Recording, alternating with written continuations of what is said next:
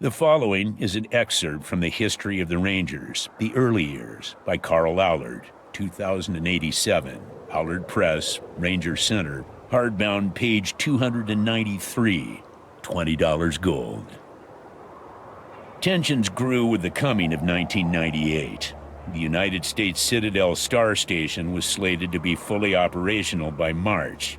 Soviet charges that the space station was merely a military launching platform alarmed a number of non-aligned nations.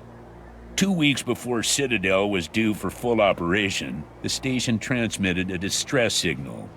Immediately after the message was sent, most of the satellites orbiting the planet were swept clean from the sky, leaving the great powers blind. In military panic, each sent their nuclear arsenals skyward.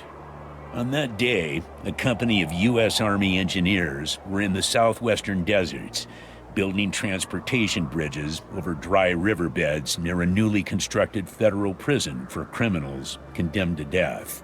The engineers took over the prison and expelled the inmates into the desolate desert to complete their sentences. The company soon realized that communities beyond the desert's grip had also survived and felt compelled to help these other survivors rebuild and live in peace. Toward this end, the Desert Rangers, in the great tradition of the Texas and Arizona Rangers a century before, were born. The prison, which came to be known as Ranger Center, grew to be one of the strongest outposts in the Wasteland. The Desert Ranger badge of authority, the Ranger Star, is one you wear. New orders await, and with them, your adventure in the Wasteland begins.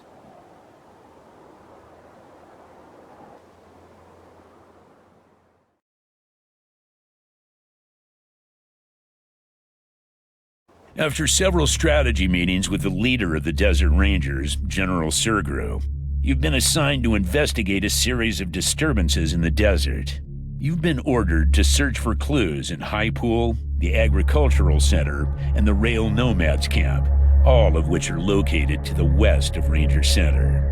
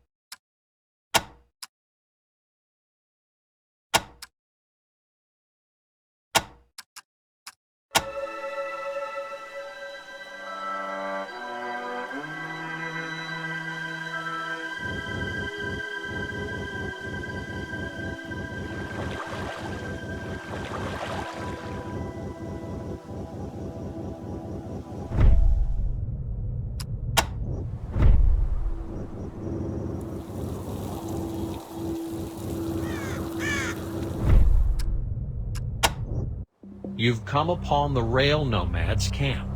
Ornery-looking longhorn cattle wander among dusty tents from which sullen faces peer. In the background, a ramshackle collection of railroad cars, patched with wood, hide, and an odd piece of corrugated aluminum, sits on a rail siding.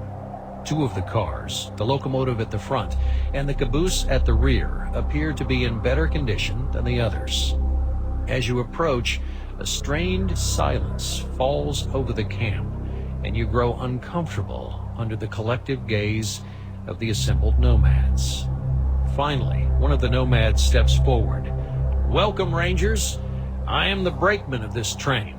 I'd be honored if you would visit me in the caboose before leaving our camp. In the meantime, please accept our hospitality." The brakeman turns and strides back into the camp.